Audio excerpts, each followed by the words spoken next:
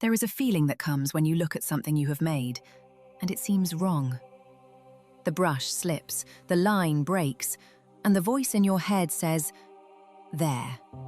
That is who you are." Tonight, I want to tell you about a young calligrapher in a small village and a wandering swordswoman who sat on her step one autumn afternoon and listened. The story is about a stack of broken brushes. It is also, perhaps, about you. Her name is Tsubaki. She is a ronin, with no master to return to. The world she trained for already over by the time she turned 20. She walks the old roads of Bakumatsu, Japan, with one katana on her left hip, the hilt bound in deep red cord that has been frayed and re-wrapped many times. She is 30. There is a scar over her left eye that she does not speak about. She speaks rarely about anything. She is, by now, fluent in the voice that says you are not enough. Fluent enough that she does not always argue with it. She has learned, instead, to walk beside it. On a mid-morning in the 7th month, Tsubaki came down out of the pines into a village of perhaps 30 houses. The thatched roofs were dark with old rain. A river ran along the edge of the village, slow, the colour of weak tea. She stopped at the well. She drank. And she heard, from a small house with its shoji slid open to the morning air, the sound of something snapping. A brush. Then a long quiet. Then another snap. She did not approach.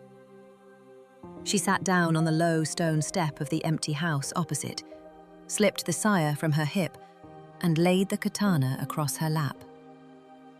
The deep red cord caught the light. She lowered her eyes. She listened to the brushes break for an hour. In that hour, 8 brushes broke. 8 times the snap, 8 times the long quiet between, like breath held and slowly let go. Tsubaki did not move. The villagers passed on the road. Some glanced at her. None spoke. They knew the sound from across the road, and they knew this was not their door to open. After the 8th brush, the shoji slid open further, and a young woman of perhaps 18 stepped out into the morning. There was ink on the heel of her hand. Her eyes were ringed with the kind of red that comes from a long morning of weeping in private.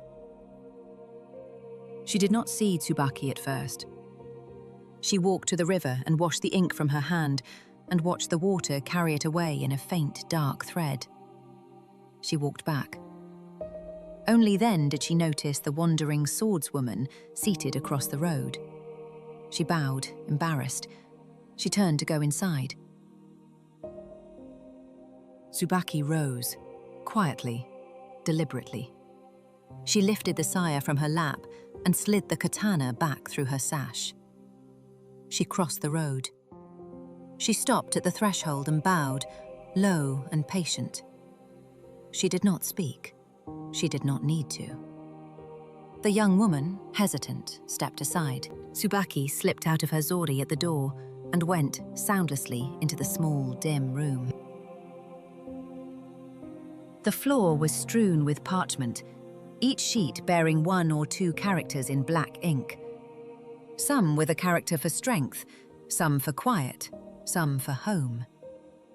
Beside them sat a thick book of patterned silk, opened to a page where the same characters were rendered by a master's hand, decades earlier. Clean, exact, repeatable. Beside the book lay the bodies of the 8 brushes, each snapped meekly at the throat.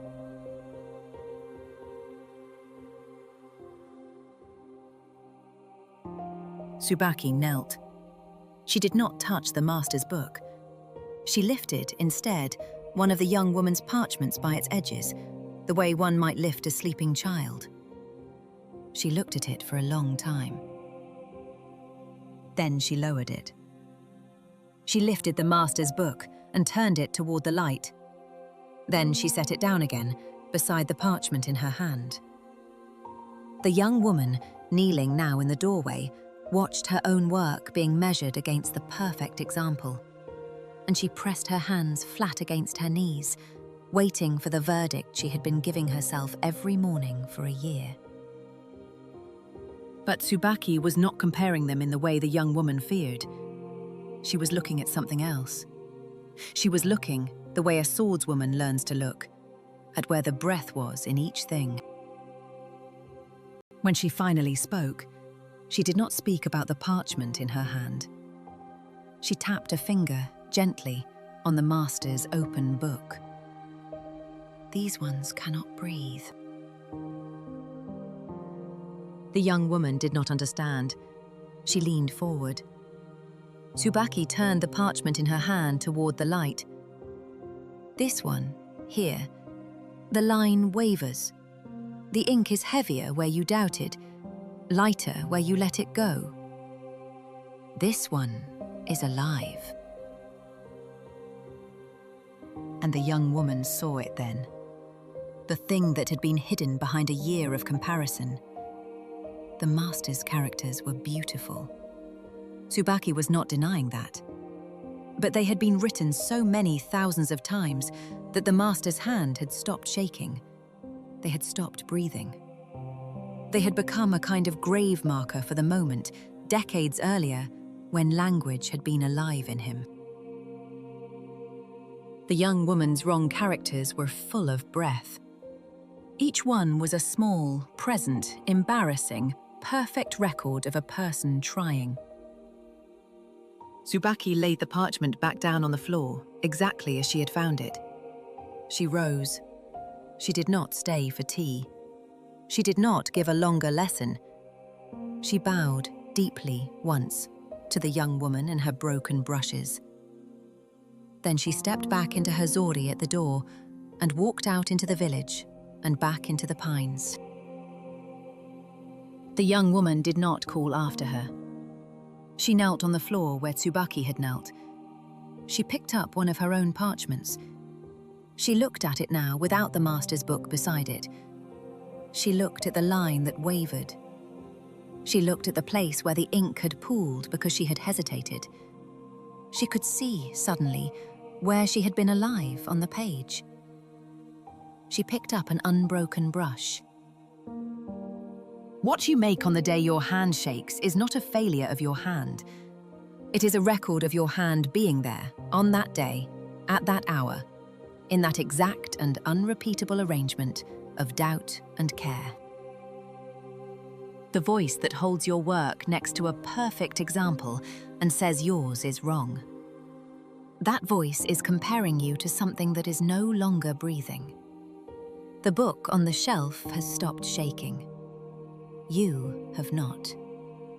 Your wrongness is the evidence. The wavering line is the line that is alive. Tonight, before you sleep, look at one thing you have made and forgive its breath. Good night.